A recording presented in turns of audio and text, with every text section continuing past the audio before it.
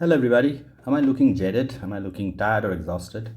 Well, it may be so, but I don't have any hesitation in admitting that I really don't want to come in front of you immaculately dressed because out here I want to discuss something very delicate. Now, it's absolute mayhem in Manipur. People are dying, women are being paraded naked, and there is no security. The tribal group, the Meiteis, allegedly are, running amok. But is it right to make the chief minister the scapegoat and Biren Singh? Well, obviously, he's under the scanner, he's at the receiving end, and he's being lambasted all over. The opposition parties are gunning after his blood, and there have already been several appeals to him to put in his papers. But I personally feel that if at all N. Biren Singh resigns, then it would be a bit sad because let's make it very clear that the central government, which is run by BJP, to which Biren Singh belongs, is now in charge of the security in the strife-torn state, which means Article 355 has been implemented. So, if the Article 355 has been implemented, why is there so much of confusion? Why is there so much of disturbance? It's easy to actually make somebody the scapegoat. It's easy to make put the blame on somebody who is in charge. Of course, I'm not trying to absolve N. Biren Singh of all the allegations that he has been facing because he's a chief minister. Probably the buck stops at him, beyond a certain point. But then I must say that since the central government is in charge of the security in the state, it has been, I think it's been an abject failure on its part to restore peace and order in the northeastern state. Incidentally, what is happening is, and what is very disturbing and what is very, I would say, baffling and alarming, is that the disturbance in Manipur is having a severe impact on the other northeastern states, especially Nagaland and Mizoram. So the entire setup over there, the entire region over there, runs the risk of getting into a turmoil, which would definitely put the security of the country at stake.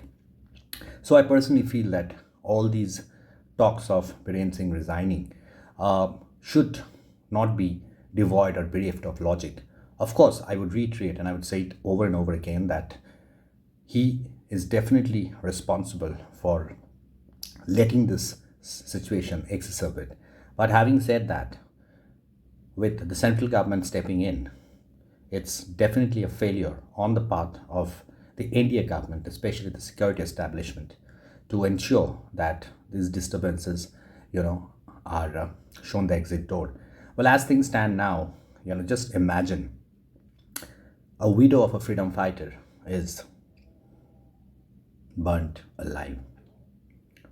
Just imagine women are being mercilessly molested or raped and they are being paraded naked. Of course, the Prime Minister has broken his silence, but does that suffice? Why isn't he visiting the state? If he can visit, if he can visit Balasore where the train accident took place, I'm sure, this situation in Manipur, which is actually deteriorating, should be of grave concern. Of course, he's enjoying the kind of plaudits that he's receiving on various global, fora. But having said that, deep down, and he must acknowledge this fact that there is a consternation which is brewing up among many of his allies who are not taking the Manipur situation casually.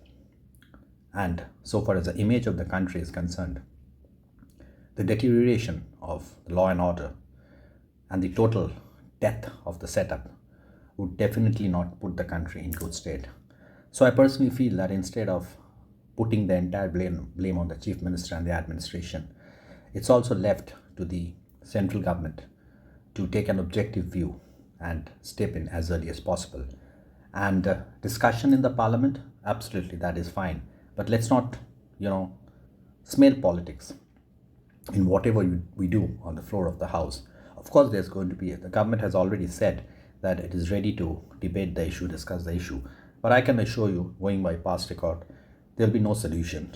Allegations, counter allegations, and already the social media is full of BJP leaders, India leaders, trying to look for excuses to put the opposition on the mat, and it's vice versa.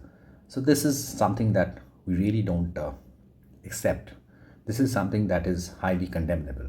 So, let's look at the larger picture, which is peace in the state. Let's look at the larger picture, which is peace in the northeastern region. So, for that, we need to shed all our inhibitions, all our obstinacy, and look ahead. Let's really hope that good sense prevails. And once again, let's not make somebody the scapegoat. Thank you so much, guys. Please subscribe to my channel, Broken Journal. It's doing well by your grace, and I really hope to go places thanks to all your support and cooperation. God bless.